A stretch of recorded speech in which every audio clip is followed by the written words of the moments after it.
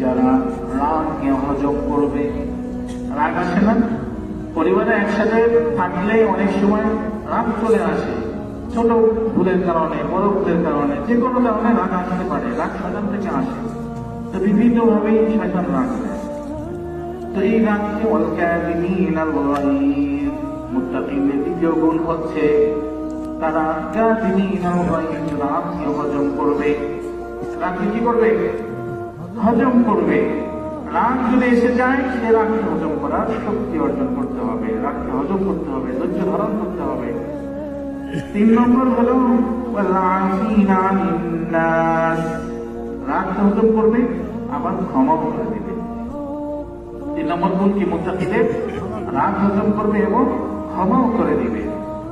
তো রাগ হজম করা, ক্ষমা করে দেওয়ার 1 নম্বর পুরস্কার হচ্ছে আল্লাহ তাআলা আসমান এবং জমিন সমতুল্য জান্নাত তার জন্য রেখে দিয়েছেন। সুবহানাল্লাহ। 2 নম্বর হচ্ছে عن انس رضي الله تعالى عنه قال قال رسول الله صلى الله عليه وسلم من كذب غيظا وهو يقدر على ان ينفذه دعا الله يوم القيامة على رؤوس الخلائق من كذب غيظا যে ব্যক্তি রাগকে হজম করবে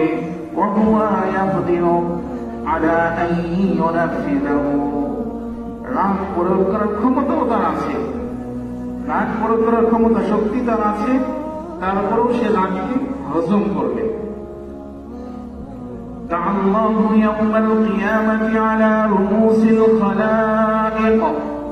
কাল কিয়ামতের ময়দানে এই ব্যক্তির কি পুরস্কার হবে? আল্লাহ রাব্বুল আলামিন সমস্ত দুনিয়ার আদম আলাইহিস সালাম থেকে নিয়ে সর্বশেষ যে মানুষ মারা যাবে, সমস্ত মানুষের সামনে ওই ব্যক্তিকে আল্লাহ তাআলা ডাকবেন।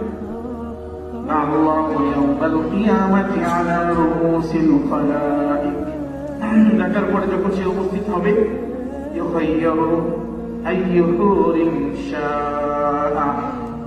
আল্লাহ তাআলা বলবেন পাশে অনেক হুর থাকবে। হুর বুঝি তো? জান্নাতি নারী, হ্যাঁ, সুন্দরী সুন্দরী বিভিন্ন ধরনের তারা থাকবেন। তো আল্লাহ রাব্বুল আলামিন তাকে বলবেন তাকে বলা হবে দুনিয়াতে তুমি রাগ করেছো, রাগকে হজম করেছো এবং হ্যাঁ মানুষকে মাফ করে দিয়েছো, এর পুরস্কার হিসেবে এখানে যে সমস্ত হুর আছে, যাকে তোমার পছন্দ হয় তুমি একজনকে নিয়ে নাও। সুবহানাল্লাহ। তো এই হাদিসটার ব্যাখ্যার মধ্যে ওলামায়ে কেরাম বলেন, তো এটা কি মাত্র একজনই, মানে একজনকেই দেবে কিনা? একটা ব্যাখ্যা এরকম আছে, যতবার সে রাগকে হজম করবে আর মানুষকে মাফ করে দেবে, আল্লাহ রাব্বুল আলামিন তত পরিমাণ হুর তাকে দান করবে। সুবহানাল্লাহ। আল্লাহ তাআলা এটাই বলেন, ওয়াল কাযিমিনাল গায়যা ওয়াল আযিনা আনিন নাস। হযরত হাসান রাদিয়াল্লাহু তাআলা আনহু আল্লাহ রাসূল সাল্লাল্লাহু আলাইহি ওয়াসাল্লামের নাতি ছিলেন। তার কোলে একদিন একটি শিশু, হ্যাঁ, তাকে কোলে করে ছিলেন। এমত অবস্থায় খাওয়ার সময় হয়ে যায়। যখন নাকি খাওয়ার সময় হয়, তার দাসী যে বাটি আছে তাকে বলে খাবার উপস্থিত করার জন্য। তো বাটি বিভিন্ন ধরনের খানা তার সামনে উপস্থিত করেন। এক পর্যায়ে গরম তরকারি সে ওরা ডিশ সহ যখন নিয়ে আসে, তো পা পিছলে ডিশ পড়ে যায়। পরে কার উপরে? ওই ছোট্ট বাচ্চার উপরে। গরম তরকারি, গরম টকবকে তরকারি যখন মুখের উপর পড়ে, কিছুক্ষণের মধ্যেই সেই বাচ্চাটা মারা যায়। হাসান রাদিয়াল্লাহু তাআলা আনহু মারাত্মক ধরনের রাগ হন। রাগ হওয়ার কথা স্বাভাবিক। দুই দাসী, সে তো হাসান রাদিয়াল্লাহু তাআলা আনহুর দাসী, সেও তো জ্ঞানী। সাথে সাথে সে এই আয়াত তেলাওয়াত করেছেন, ওয়াল কাযিমিনাল গায়যা ওয়াল আফিনা আনিন নাস ওয়াল্লাহু ইউহিব্বুল মুহসিনিন। যারা রাগকে হজম করবে, মানুষকে মাফ করে দিবে, কাল কিয়ামতের ময়দানে তার জন্য আল্লাহ তাআলা আসমান এবং জমিন সমতুল্য জান্নাত রেখেছেন।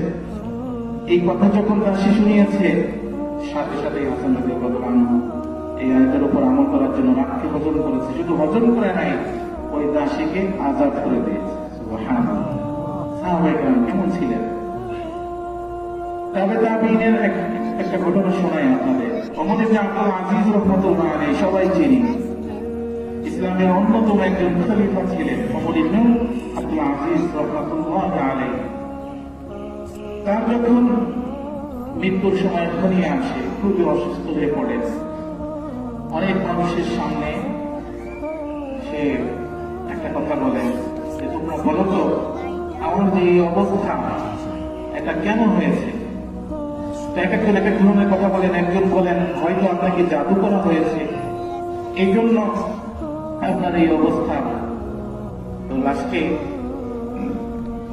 ওমর ইবনে আব্দুল আজিজ রাহমাতুল্লাহ আলাইহি তিনি বলেন যে না, বিষয়টা এরকম না। তিনি তার গোলামকে ডাকেন।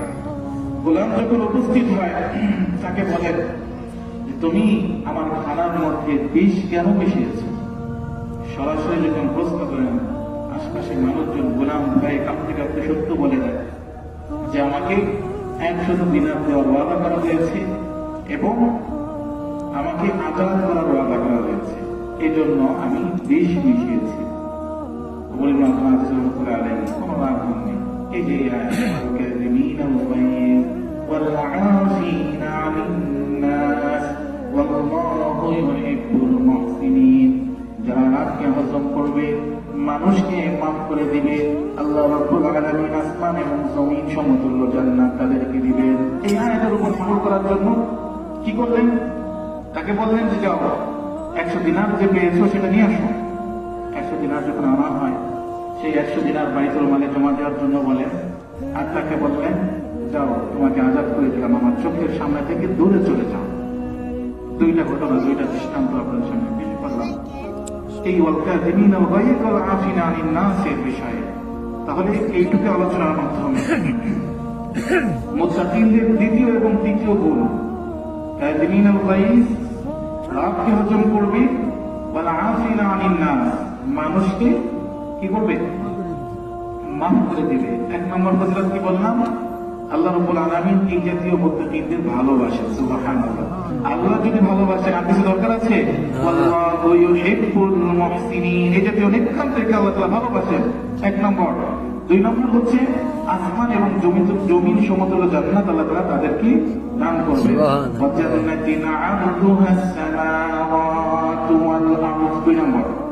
3 নম্বর হলো যেটা শুনে এলাম, হযরত আনাস রাদিয়াল্লাহু তাআলা আনহু বর্ণিত, আল্লাহ রাসূল বলেন মান কাযাবা গায়যান, যে রাগকে হজম করবে, ওয়া ইয়াকদিরু আলা আন ইউনাফিযাহু, এবং রাগ প্রয়োগ করার ক্ষমতা তার আছে, এমন অবস্থা সে রাগকে যদি হজম করে, দাআল্লাহু ইয়াউমাল কিয়ামাতি আলা রুউসিল খালাইক, সমস্ত মাখলুকের সামনে আল্লাহ রাব্বুল আলামিন তাকে ডাকবেন, কাছে আনবেন।